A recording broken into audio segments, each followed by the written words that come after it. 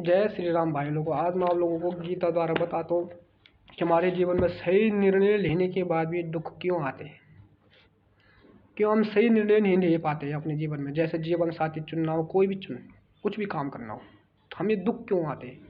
क्योंकि हमारे जीवन में कोई मार्गदर्शन दिखाने वाला रहा ही नहीं।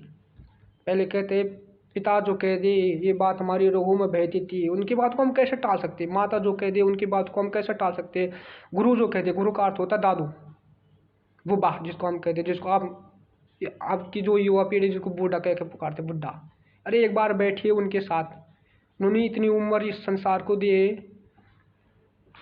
तो हमारे जीवन में जैसे जैसे हम इन चीज़ों से दूर चलते गए, मार्गदर्शन दिखाने वाला कोई रहा नहीं, तो हम पतन की ओर चलते गए और हमें सही निर्णय लेने में परेशानी आती गई।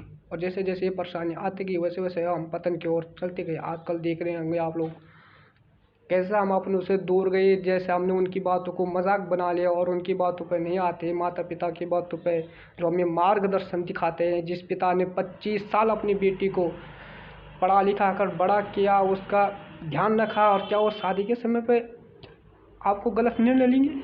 तो उन्होंने 25 साल आपको कुछ ना होने दिया और शादी के समय पे वो कैसा आपको गलत निर्णय देंगे?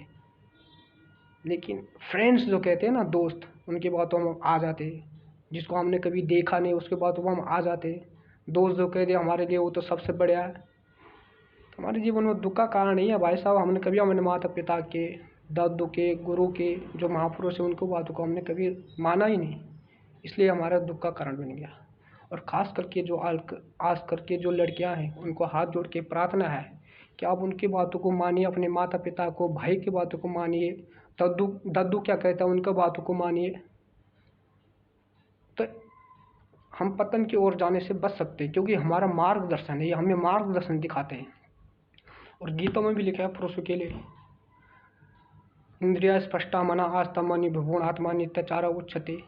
जो पुरुष बार बार सोते समय, जागते समय, उठते समय, खाते समय, पीते समय इंद्रियों के विषय में खोज करते हैं, इंद्रियों के विषय में लगा रहता है, उसका पतन हो जाता है, बुद्धि नाश होता है। बुद्धि नाश होने से स्वर्ग नाश होता है। इंद्रिया स्पष्टा मना आस्था, जब भी उसके मन में स्पष्ट करने की इच्छा उत्पन्न होती है, और यही उसका पतन का कारण बनता है। तो हमारे जीवन में ऐसा कोई आदमी चुनिए जो हमें मार्गदर्शन दिखाए, सही रास्ता दिखाए। कोई तो ऐसा हो हमारे जीवन में जिसकी बातों पर हम चले, जिसको बातों पर हम माने। ये बहुत जरूरी है भाई साहब। हमारे जीवन बहुत अच्छी और सही बात है भाई बहनों।